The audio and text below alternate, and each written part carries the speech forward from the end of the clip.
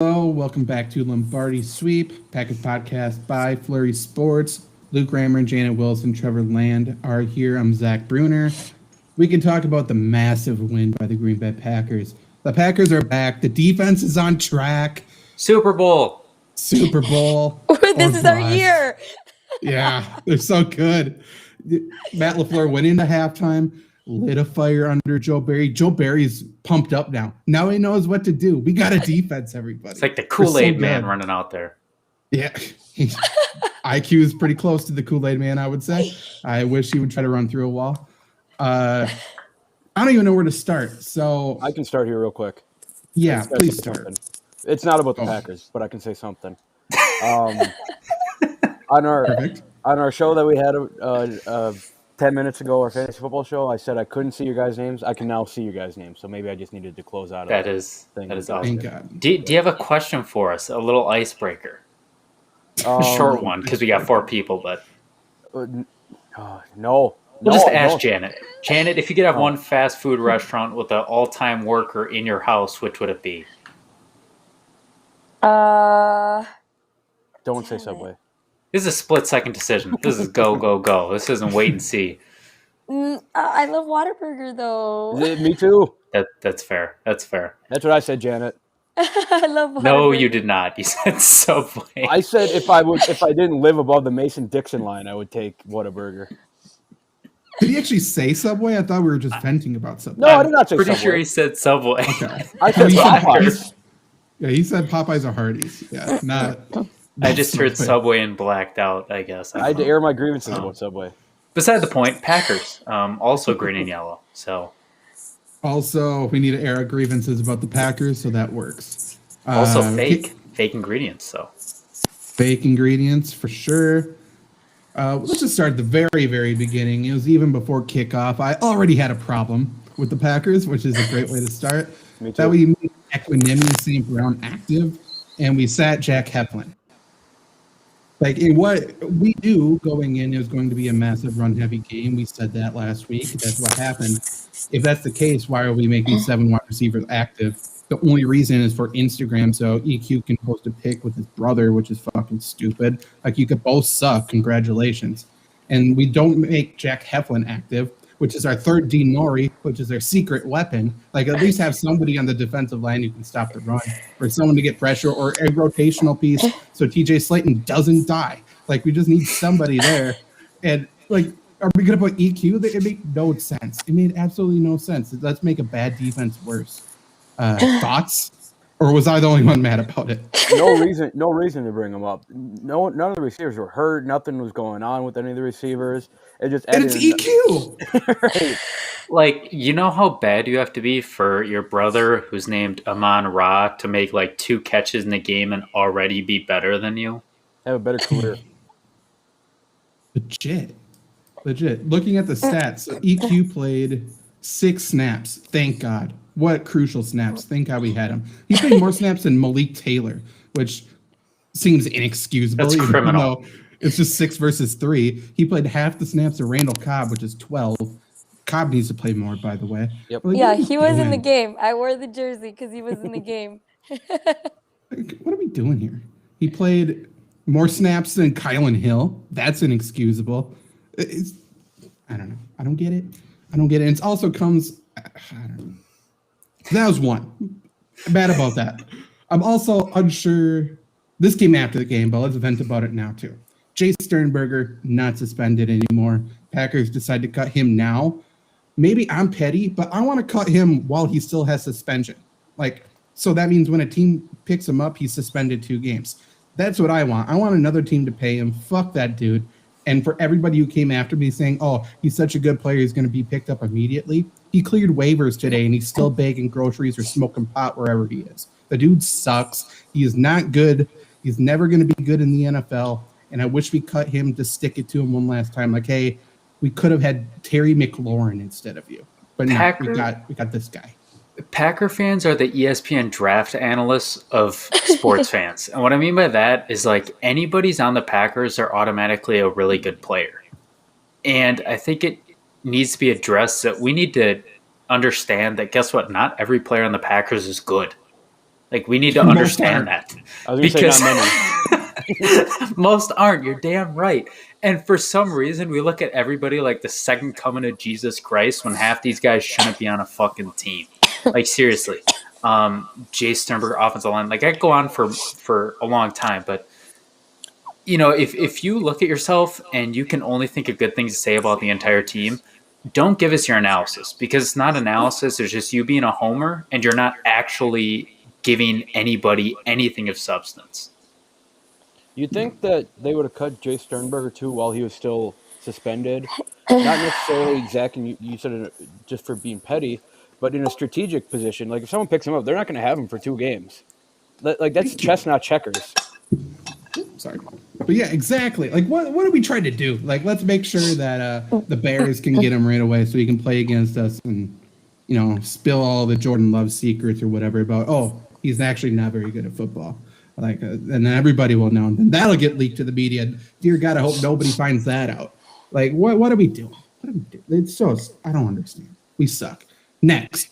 Okay. First half, we got the shit kicked out of us, except for like on offense. But even so, the offensive line got pushed back consistently. Our defensive line got pushed back consistently. There was 0 pass rush. Elton Jenkins, by the way, got his ass kicked the entire night. Horrendous game. Apparently, I am getting criticized because I said that. My bad. I didn't think he could block very well on his back where he was for most of the night. One-on-one, too, by the way. It wasn't like he was getting doubled. One-on-one, I think maybe he's not right. Maybe he was sick. Maybe he's hurt. He's not a bad player. He's very good. He had a really bad game, though, and that shouldn't be overlooked. So offensively, we're doing some good stuff. I think Randall Cobb could have been a big benefit to the offense working underneath a little bit. We didn't really have that. But the run game was working. I think that was more Aaron Jones than anybody else. Runyon started at left guard instead of Lucas Patrick and probably had the best game out of any offensive lineman. He played very well, especially in the running game. He's a bulldozer, so he needs to stay there. Other guard, though, Royce Newman is not a bulldozer, except for when it comes to our own guys. Take a look at that Robert Tonyan screenplay, and it looked like Robert Tonyan had a bullseye on him, and because Royce Newman was going straight at the guy. Like, he looks like he's on ice skates out there going straight towards the flat, towards Adam. Like, he is incapable of hitting any moving target unless it's our own players. It's unbelievable. Does anybody have any comment about this offensive line besides me? Because it's bad. Yes. Well, I was going to talk about the offense and the defense, just kind of go on a mini rant, but I'll put it into segments. Put it all out there. Offensive line, first of all, I kind of talked about this. I actually don't know if it was being recorded in the fantasy football, if it was before. We need to stop listening to people who don't know what they're talking about. Like, I should not be giving you analysis on a quarterback. I've never played quarterback. I've never coached quarterbacks. I've never done that. Or running backs. So why the hell do we have people telling you offensive line based off of PFF stats who have never played the position and or coached it, right? By the way, people who are doing the PFF stats also have never played or coached it. Like, it's just a typical job interview. It's a typical job posting. I've seen a million of them. I've been asked to do it, and I still haven't done it. And the only qualification a lot of times is a journalism background, or if you have access, and this is not a joke, if you have access to NFL Sunday Ticket was one of their qualifications. So that was a qualification. What's that mean? So I'm going to go off that. You qualified. Congratulations. Like, that's the. So I'm going to go off that. My point is, we happen to have a guy here who, stop me if I'm selling yourself short, who has ample experience coaching and being around offensive line, not only good offensive line rooms and players, but very good all over the place. Camps, actual experience, semi-pro, I believe, right? So I'm not saying, hey, everybody, Zach's the only expert. But when you're looking at guys who are kind of like writers and have never played, you should probably put more weight into the guy who's actually been in the room than, Zach Brunner. Than, the other guys like the Bukowskis. It's kind of like, I don't know, listening to Jermichael fucking Finley about Aaron Rodgers' mental state instead of Aaron fucking Rodgers. So that's on the offensive side. Pay the fuck attention. When your guys are blocking their own guys, not a good thing. Sorry to have to break it to you. Second thing about this goddamn defense. It took us a half to realize we need to pressure a man. Like, are you kidding me? Like, I heard like, oh, he's Dom Capers' defense. He's this defense. He's what's his name? Pettin's defense. No, it's not, because at least they got like the fact that, hey, you should probably pressure a guy. And the thing that scared me, they weren't sending 5. They were just sending 4. Like, they weren't even trying cornerback blitz, safety blitzes, nothing. They were doing jack shit. And they're running these dudes into the ground and saying, I don't know why it's not working. It should work. Meanwhile, you got 4 white guys that can't, get past guys with cinder blocks on their feet. It's frustrating. Get rid of the analysts, except for Zach. We love you. Well, here's the kicker about the first half. So yes, and obviously the big quote that came out, I think it might be Schneiderman or whatever, who said it from LaFleur. Apparently, LaFleur told Joe Barry at halftime to either play coverage or get after the quarterback because sending 4 isn't creating any pressure, which, by the way, no shit. And also, by the way, he didn't say that. He tore into him. I would totally assume, like, get your shit together or you're fucking gone. That's how those conversations usually go. It's not usually him asking politely, like, hey, could you please do your job? Thank you. If you don't mind. Love you. Can't wait to celebrate after the game with you. Like, that's not how that works. So whoever gave him the quote's mistaken. But even still, that's alarming that conversation had to have happened in week 2. But so we're bringing 4 people, right? And it's not getting pressure. But on top of that, we're not playing over top coverage. We're putting Kevin King on an island with no help over top. So now we're not like containing them, but we're also not rushing them. So where are our players and what are their responsibilities? Like, if there's one person who needs over top coverage, it's Kevin King. Like, say whatever you want about him, and I believe he is a very bad football player. However, everybody says that, so it's not you. Give him over top coverage so he can play underneath and have a chance to succeed. Like, he's better if he can play underneath and make a play on the ball. Like, we're not even giving him a chance to succeed right now. It makes no sense. At least 4 yards in the defensive backfield is covered at all times. Yeah.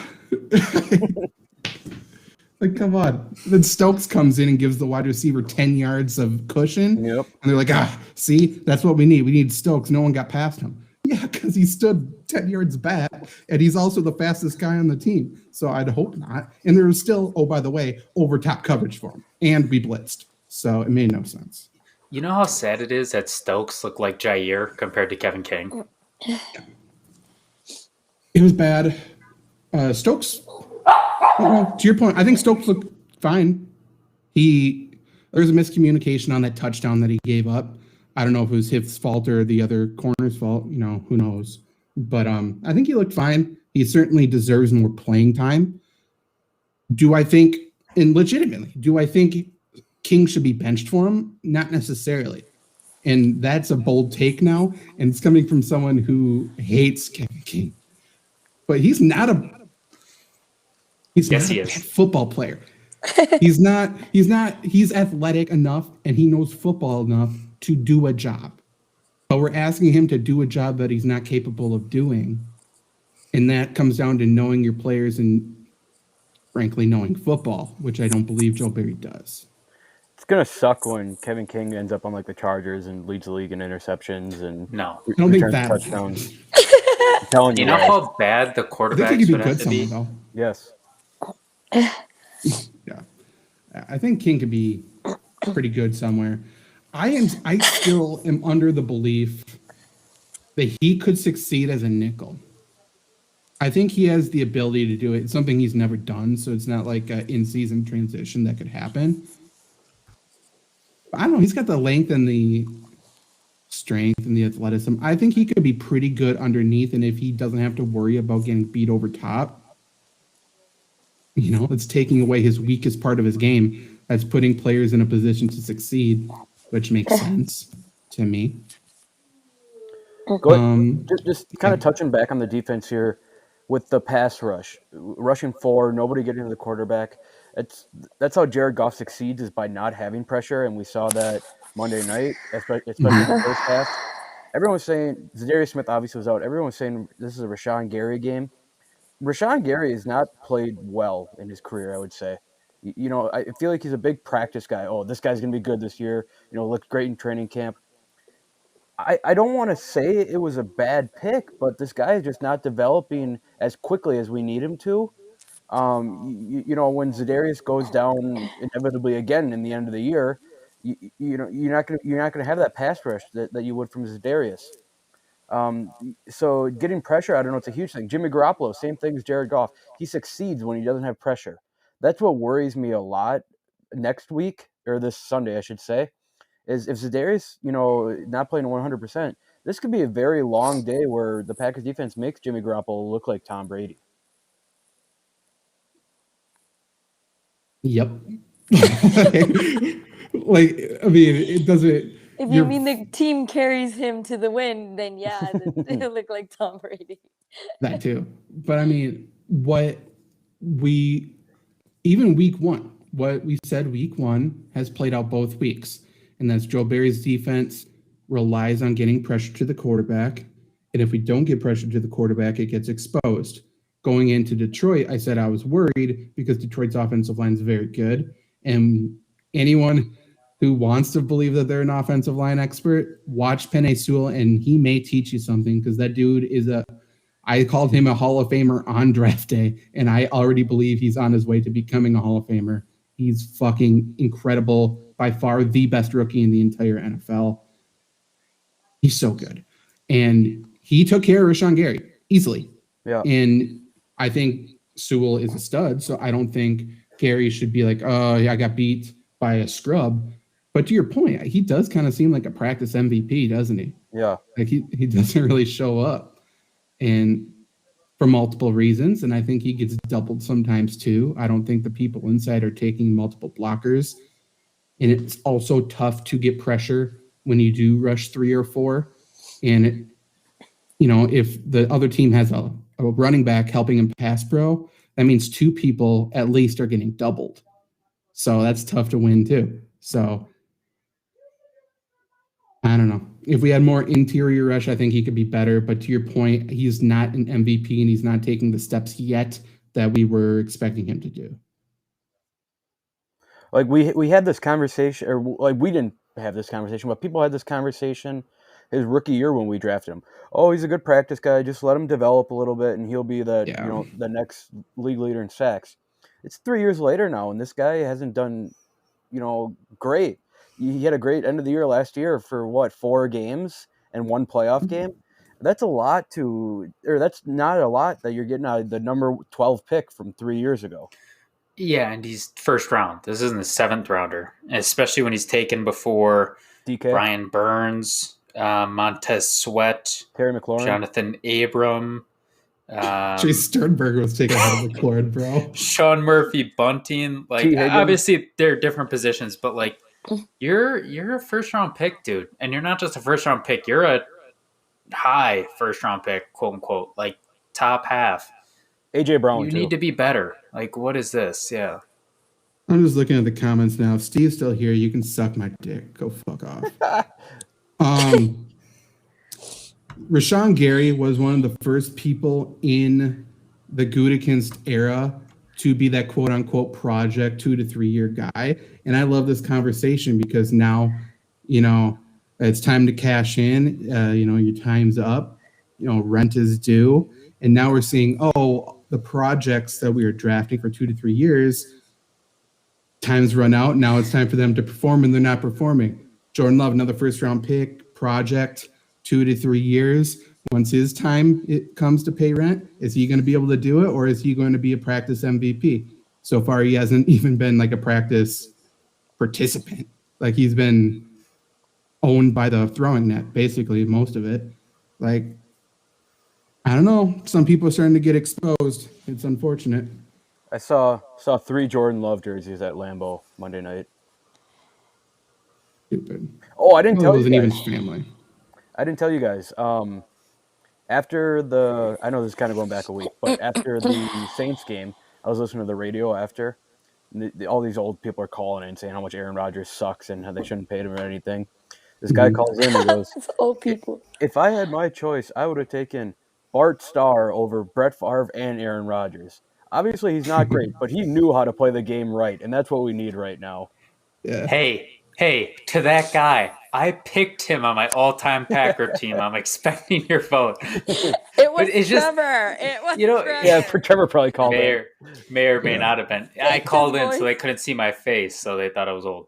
But to your point, like I kind of said earlier, it's a bunch of old people who are like, rub some dirt on it, like have never played, are like one bum knee away from the league. Like, why do you like? It's evolving, it's changing, and you're also the same person saying, I don't know. There's just so many problems with fans that's annoying, and it's letting the GM and everybody off the hook. Like, there should have been riots over the Joe Barry hiring, and everybody's like, okay. It's like, are you kidding me? Not only that, like even just little details, like when LaFleur came to the first press conference, the introductory press conference, and said, this is the guy I wanted, this is who we looked at. And no one even batted an eye because this was days after he got turned down. Like Joe Barry was the second choice, and everyone's like, yeah, Joe Barry's the guy. Like not even LaFleur wanted him first. Oh, I got it. Packer fans or reporters are the seagulls from Finding Nemo. They're just like all looking around. They can't do anything for themselves, but they all jump on one, and then they all just follow on the bandwagon. It's tough to say, yes, we should fire a significant coach, I would say, mid-season on a Super Bowl run.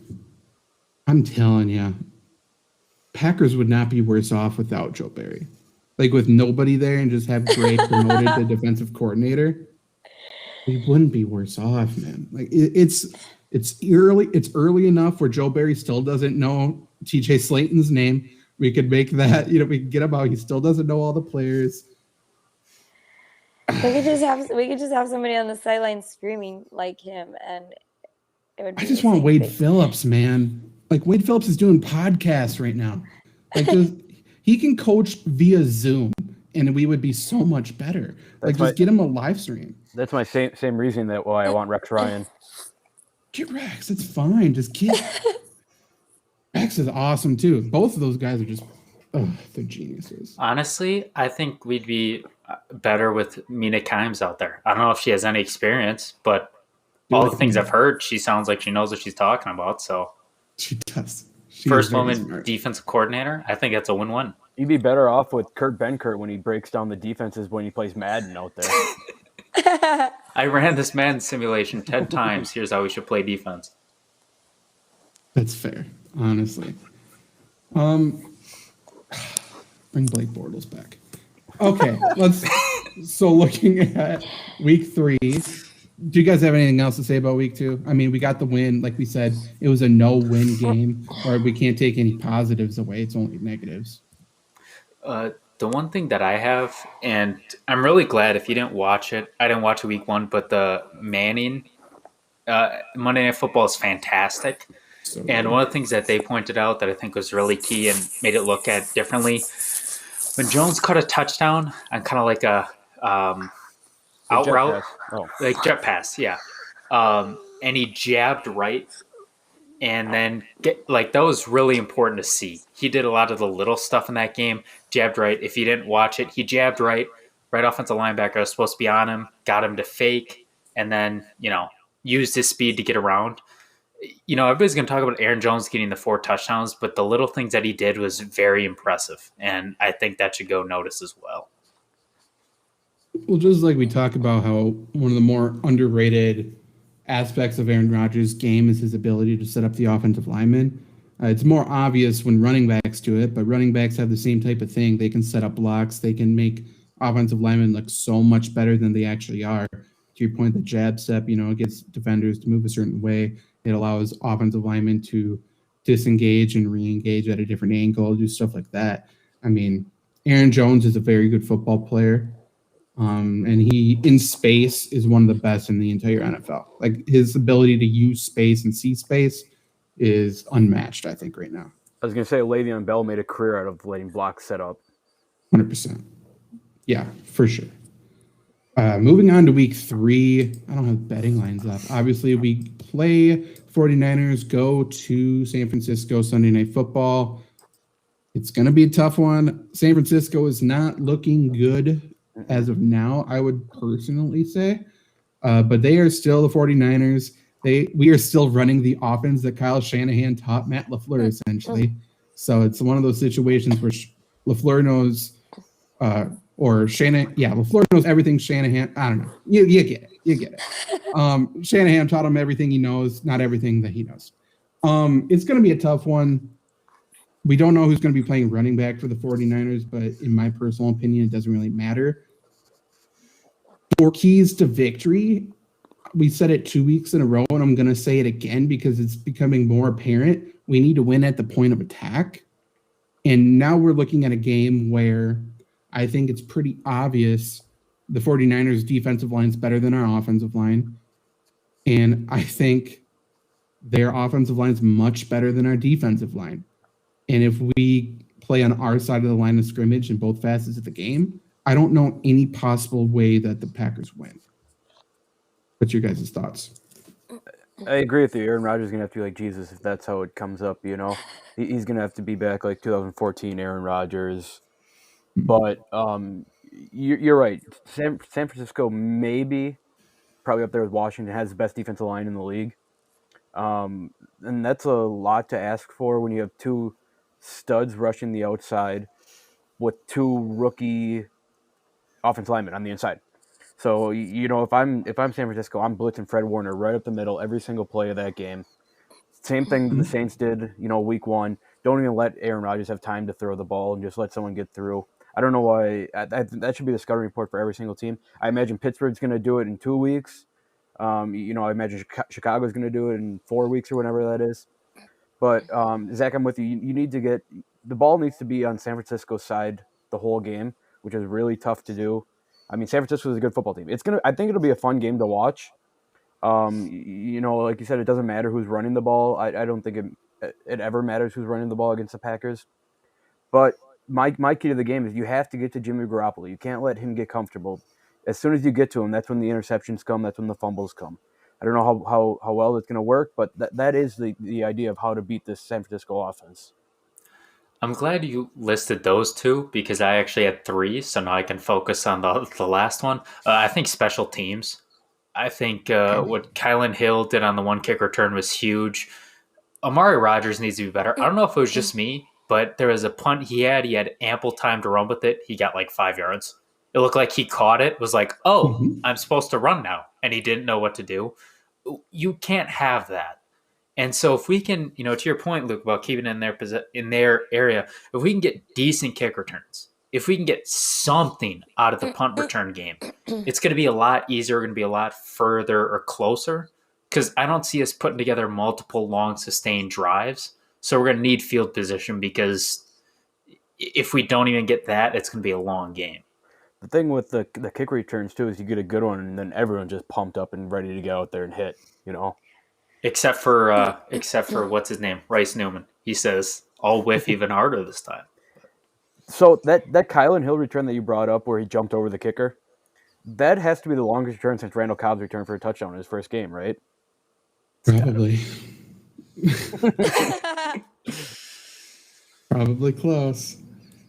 Special teams is big. That's another reason why like the EQ activation didn't make sense because he's not even really a good special teams player, and we sat good special teams players to activate him.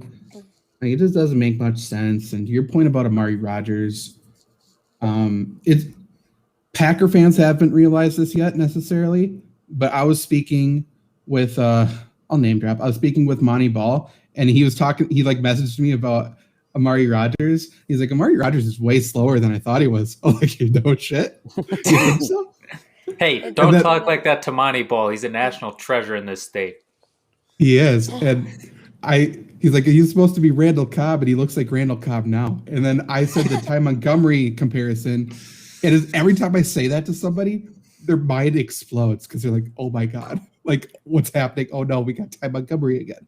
Because it's the same player, except for he might be less athletic than Ty Montgomery, but he has better hands and he's a better route runner. But either way, they're not significant football players. Speaking of which, that Clemson reporter who I went back and forth with, saying that the Randall Cobb to Amari Rodgers comparison is lazy.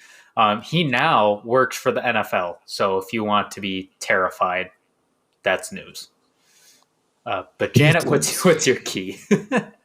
I would hope they don't wait for it to rain to get the same energy that they got the last game. 49ers are a good team, so they're not going to be like the Lions where you can start off slow and still end up winning. They've got George Kittle on there, and he's a monster. So, yeah, I would just say, like, for them to keep the same energy that they got at the end of the Lions game at the beginning, they need to start fast, start hard, because 49ers are not going to be up. Hold on, sorry, my computer's like trying to do something. Why is this always happening to me? Happened to me last week. I don't know what's going on, but yeah, it's like doing something. That's right, Janet. I hope I don't end up in slow motion. One time last year, Fortnite came up for me. I hope it doesn't go. Say it quick before you get kicked. Yeah, I just hope they start real fast because I don't want to have to wait and feel let down. I also read an article that how are the Packers going to win without their fans, because they were saying that it was like all the fans that did all the work during the game, and I don't think that's true. But I also know that Packers, I don't think they travel well. I think they just have fans nationwide, so I think there's going to be enough fans there to kind of make noise and all that stuff. But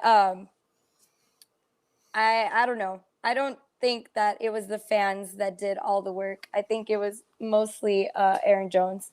But I really hope that they start the way they ended that other game, the way they ended the Lions game last week. To Janet's point about getting started right away, I think Devontae Adams needs to be involved as soon as the Packers start on offense. I mean, we talked about on the Fantasy Football Show, but he hasn't scored yet this year.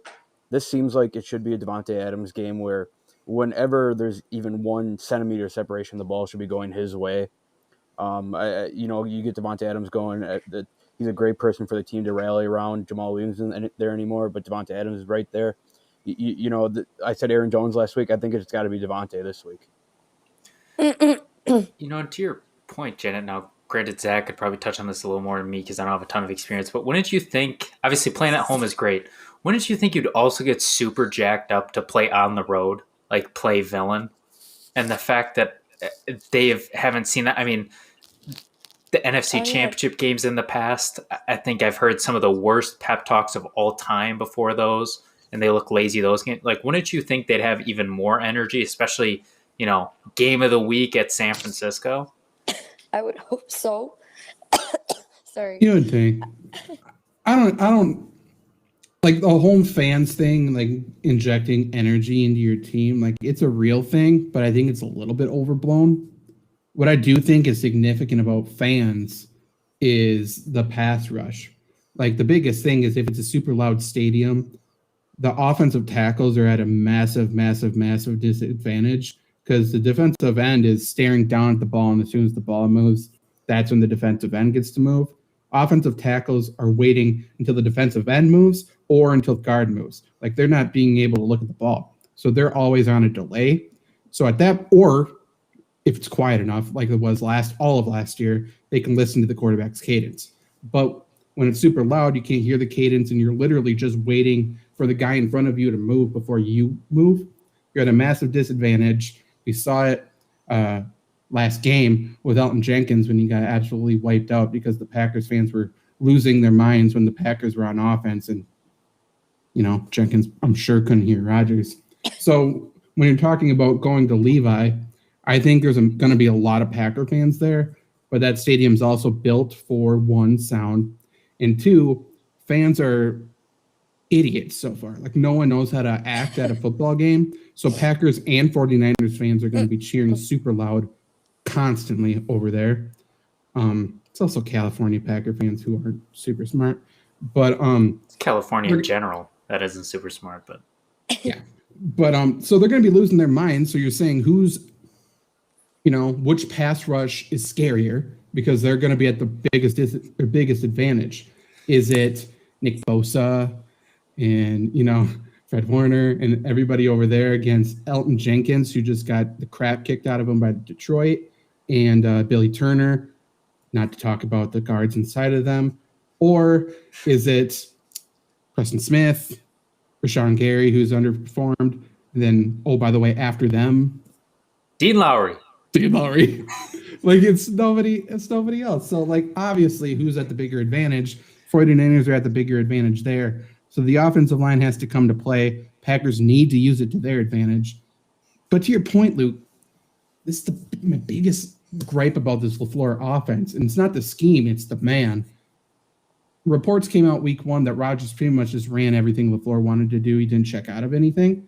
You can't tell me Devontae can't get separation. Right. We don't need to run. We don't need to build off play action. That's when the Packers are at their best. But you can't tell me Rodgers can't go in the gun and Devontae can find separation. Like he's the best in the world at it. We saw him triple covered doing it last Monday. He can do that against his 49ers secondary, which, by the way, is a secondary that's not very good at football. They're a bad secondary. Right. But it doesn't matter because their front seven's so good. The thing is, too, they should almost start, like they did a little bit last week, but when they had James Jones, Rodgers always just get the snap, turn, and throw right away, just go one-on-one with Devontae. They haven't done that yet this year with Devontae. I think that should be the first play of the game when they're on offense, just to get a little jab and go down the sideline. He did that against Seattle like a couple of years ago where he jabbed off of that and went down the sideline, and first play of the game. That needs to happen this week. However you can get Devontae Adams the ball, you have to get it to him. And I think he's the number one point. And then you go Aaron Jones off of Devontae Adams. Yeah, get the defensive line on their heels or try to at least. If you just go run, pass, any idiot can tell you that. Third down, like you said, Zach, place gets loud. Our offensive line isn't going to be able to block. Yeah, also come out and hurry up, get a rhythm right away. But to your point, everyone's like, we need to run to set up the pass. We need to run to set up the pass. People don't understand that it can work the other way around. Right. Like you can do the exact same thing if you're good at it. But that whole screen, Devontae is so good with the football. Yes. Like we saw him against those 3 guys completely surrounded. He was untouched and gained another 10 yards. Do that wide receiver screen. Allen Lazard is having a phenomenal start to the year, no matter what the box score says, because he is blocking everybody out of the way. He is blocking absolutely everyone. Even MVS is blocking absolutely everybody. If you have those two against the 49ers corners, Devontae could get a house call on a fucking bubble. Like right. It's going to be just little things like that. I think would work, to your point. And maybe call it Paul Christ because he's the best at drawing these up I've ever seen for some unknown reason. But don't you think we could run like a jet sweep with Devontae or something? Just get him the ball any possible way. Right. Just however you can get the ball into the best player on the team's hands. Yeah. Yeah. We'll see. I mean, it's going to take creativity to beat the Niners. Are the Packers capable of being the Niners? Absolutely. Could the Packers offensive line actually beat their defensive line? Absolutely. If it's man on man, they're not going to be able to do it, but you can scheme up ways to do it. Right now, obviously on the road, Sunday Night Football, 49ers are favored by 3.5. Over under is currently 49.5. So my question to you all will be, what is your score prediction? I'll start with, I think it's going to be a loss. I will predict Niners 27, Packers 24. I think it's going to be close, but I'm leaning Niners right now. I'm with you, Zach. I'm going to flip it, though. I think if they follow my rules like what they did last week with getting Aaron Jones involved, getting Devontae Adams involved, I think this is a win. I don't think that Jimmy Garoppolo is good enough to take on this offense. he has players around him that are obviously good enough to help him out to do that. But this has to be a game where you need to win. You need to get that blocking scheme going. Then take on Pittsburgh next week, whatever. But I'm going to say 27-24 Green Bay. And I will say that to fit the theme of this year, I'm sure it'll be another great night game because it seems every Thursday night, Sunday night, and Monday night have just been incredible games. We'll see tomorrow. I'm going to go 28-20 San Francisco. I feel like I've seen this before all the time. I think the game is going to be, as weird as it may sound, I think the game is going to be decided in the first 2 possessions for each team. I think this Packer team, if they get down, it's over. Like, they're good. They can, but they won't. Whereas if it's 0-0 after the first possession, I think the Packers can take it. I don't think that's what happens. I think 49ers go down methodically. They set the tempo. When you don't have an offensive line or a defense, it's hard to make it back. So I got the 49ers. I also have the 49ers 28-20, just because I feel like Matt LaFleur and Kyle Shanahan, knowing each other just way too well. Kyle Shanahan is like Yoda over here, and like Matt LaFleur is his Padawan, so he's a young Jedi. So I feel like that's always going to be a team that we are going to have a hard time with. They're always going to be our kryptonite just because they know each other so well. I think it was him or somebody else, or I think it was him, that they like actually meet and they hang out and they see each other's playbooks, and that like kind of annoyed the crap out of me. I was like, what are you doing? But yeah, so yeah, I think it's gonna be 49ers take it. I don't know Star Wars very well, but is Joe Barry like Jar Jar Binks, or what's he? Do you think? No, because at least some people like Jar Jar Binks. Okay. Do they? He's like Jabba some people do. He's like Jabba the Hutt. He's like Jabba the Hutt. He just makes all this noise, but he doesn't move anywhere. Nah, because Jabba the Hutt's relatable at times. I love Jabba the Hutt. Yeah. He's my favorite character. Joe Barry is basically he's that big blob that looks like a pizza. Joe Barry is basically the guy who gets killed first in horror movies. That's basically Joe Barry. No, he's like a stormtrooper. You know how like they always shoot but they miss everywhere? Like they just shoot because they can't see. Their eyes are actually down here, and then I have a good comparison for Joe Barry. I think I called him a pelican last week, but this week, you guys ever seen the movie Scream? Mm-hmm. One of my favorite movies of all time. That opening sequence where Drew Barrymore gets killed, that's Joe Barry. That's fair. It's pretty good. Joe Barry is Drew Barrymore? Question mark. Oh, didn't even think of that. There's the title. Trevor, I think your point about the game being decided in the first couple of drives is fair. Just because what we saw week 1, especially, this is something Eli Manning kept griping on the entire Monday Manning, cast or whatever. Packers ran 12 offensive plays week 1 in the first half. That's because the defense couldn't get off the field. And we know the recipe for success is just to run the ball against Green Bay, just methodically move the chains and stuff like that, which is what the 49ers have done consistently against this team, even dating back to like Kaepernick at this point. Like, they just keep moving the chains, running the ball. If the Packers can't get off the field and they let the 49ers go on like a 7-8 minute scoring drive right away, it's just tough to get any sort of momentum going. Completely. It's tough.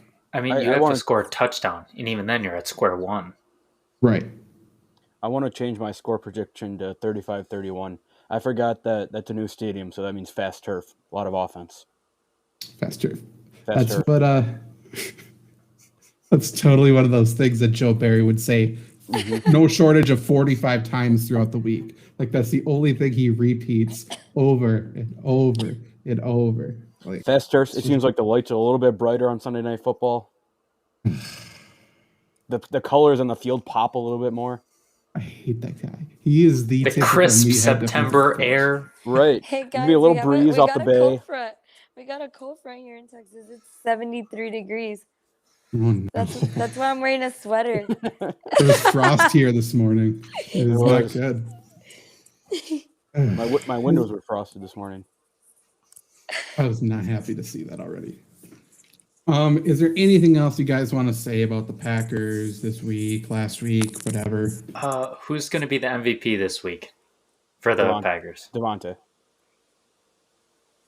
Yeah, I would probably say. Yeah. He has to. He has to be. If it's offense for sure, I would say him. Defensively, I could see Adrian Amos having a big game. He needs to come down and actually make a play instead of just cleaning up plays. Yep. I'm going to go with MVS. I think Adams is the MVP, but MVS makes like one play over the top because of Adams that everybody says, oh my God, look at MVS, not, the 40 plays before it that set it up. So that's so Packers media. He'll make one 40-yard touchdown catch. I'm predicting the predictions, man. I'm ahead of the game. We told you he was going to have a breakout year. Just look, one game, one 40-yard touchdown. Need we say more? Forget about the Imagine first this team with Devin Funchess, baby. You know what's funny? You know what's funny is we've been saying that MVS is going to have a breakout game, and in the last two fantasy shows, both of you guaranteed that he would have a 40-yard touchdown. He has yet to get it yet. No, the first game I said he'd get 100 yards. 100 yards, touchdown. yeah. That was even worse. He actually had an opportunity last game. Rodgers just missed him. I think he had 4 targets, and he was just, He was open on at least 3 of those 4 targets, if I'm remembering correct. Yeah, Rodgers just missed them. I mean, they were tough throws. I'll let it slide. I'll give him a little slack. I think he's earned it. The wag of the finger. Yeah, like Rodgers, come on, like knock it off. Like let's just figure this out. Quit throwing the game. Let's just go. Let's figure this stuff out. I got nothing else. I really hope we can talk about a win next week, because if we are coming off a loss and we have to preview a game against the Steelers, I'm going to be in a very pissed poor mood, because it's not going to. Hey, if we need to be in a good mood, you can just check out and we'll just go off the rails. I would say that early in the season, there's obviously still a long season left, but this is as close to, I think, a must-win game as early in the season as it is as you can get. Detroit was, and this definitely is. Because if you go 1-2, they're going to lose against the Steelers probably. That's 1-3. Bengals, but then after that, you get the gauntlet again. Yeah. And then you got the division. If Joe Burrow makes it, did you see the game? He just kept getting sacked and sacked and sacked. It's unfortunate. It's just one game out of 3. That's going to be Rodgers against Washington, Steelers, like you said, Luke. Yeah, Rams, Zach, back to your point about Penei Sewell. Do you think Joe Burrow is regretting that, grabbing his friend instead of the tackle that he needs? I would hope so. Jesus, that was dumb. Yeah. That was dumb at the time too, and I don't even grade offensive linemen, and I knew it was stupid. It was just obvious. Like, this is the best offensive line prospect we have scouted in a decade, and he's, oh by the way, 20 years old. Like, he is absurdly young, fresh out of the Hawaiian jungle, ready to kill everybody. And he's played, by the way, 2 weeks so far. He's played 2 possessions on the offensive line. For all the Elton Jenkins offensive line scouts to say, how could any offensive lineman play more than one position? Rookie, 2 weeks, 2 different positions, has destroyed in both games, and he killed Rashawn Gary. He ate him the entire night. Like, it's insane, man. He's so good. But hey, Joe Burrow got a 3rd receiver, so it's pretty even. His best friend. Yeah, Chase is good. Chase is good. He just can't block worse shit. Right. They were talking about him, saying how he's the youngest starter in the NFL ever, like in history. And my sister and I were talking about like stuff that we were doing when we were 20. We were like just waking up from a party hungover in college, and this guy's like starting. Yeah, shit. Like, look at me. I'm 5'9", 160. I'm 23. This dude's 20. What the hell? He can't have a drink yet, and I called him a Hall of Famer already. And I don't think I'm overreacting. Like, oh, man. Good for the Lions. They deserve them. I feel bad for Joe Burrow.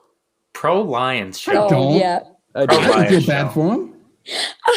You're gonna have Myles Garrett coming at your neck 2 games a year. Don't care. It's your He problem. could have had him. He wanted Chase. It's just like you know Gutekunst is like, this is why we don't ask quarterbacks decisions. We had Joe Burrow wanting Jamar Chase when he's getting his head taken off. We have Patrick Mahomes demanding to get Clyde Edwards-Helaire, who blows at football. Like, this is why. Let the players play. Let the personnel people make decisions. We want Jordan Love. It's wild in a division that has Cam Hayward, TJ Watt, Myles Garrett, Matthew Judon to take Melvin Ingram now. Joe Campbell. Joe Burrow is like the guy who falls off the boat and you're like, you want a life preserver in the ocean? He's like, no, I'm a good swimmer. No, you're not. You're going to die. I feel like he aged like 5 years within like the first year of him playing. He just aged so much. He looks like he's miserable. The Bengals are playing it like a Madden franchise where you just take all the good receivers first round in the draft and get a good quarterback. And the offensive line will figure it out later. I just remember most of the time seeing him in the fetal position. I would be too. That's where Roethlisberger's ending up too, because he also doesn't have an offensive line, and they wanted to draft a running back. Like, great. Like, how can he play guard? Because that's kind of what we need right now. Man, I said this week 1, and the Packers are included in this. There are a lot of really good NFL teams right now that have really bad offensive lines. Yes, and it's weird. It's really weird because the injuries were insane this past injuries week. too. This week especially, but like once it gets to December and it's cold and you need to get sacks and run the football. I mean, who's going to win? It's the Buccaneers. Like, they have one of the best offensive lines. They have a front seven that's 10 guys deep. Like, no one can challenge them for that reason alone. And we saw it in the Super Bowl. And in such a copycat league, it's so weird that people just passed up on offensive linemen this year. You're right. Coming into the year, I thought there's about 5 contenders in the NFL. I think that's whittled down now because I had the Ravens there. All their injuries are, they're hurting them big time. But say, just back to that offensive line point, I think that boosts the Steelers up to a contender. I think it boosts the Seahawks up to a contender. I mean, I would even say it boosts the Bengals up to one of the best offenses in the league if they had some sort of left tackle or right tackle. Sure. Yeah, like or a coach. Zach Taylor's very bad at everything. But like no one, it's so weird. The Bengals are terrible, right? There's not a single person who doubts Joe Burrow. There's not a single person who doubts any of their wide receivers, their running backs, anything like that. And yet their offense sucks. It's like, what is the weak link? Let's figure it out. Let's brainstorm here. Oh, maybe it's offensive line and Zach Taylor. I don't know. Maybe that's just me. Zach Taylor is the Peter Bukowski of NFL coaches. He sucks.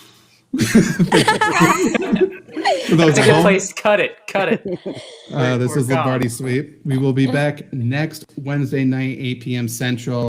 Facebook, Twitter, Twitch, YouTube, all of the above. Find us, Lombardi Sweep, anywhere you listen to podcasts. And yeah, we'll be back later. Peace.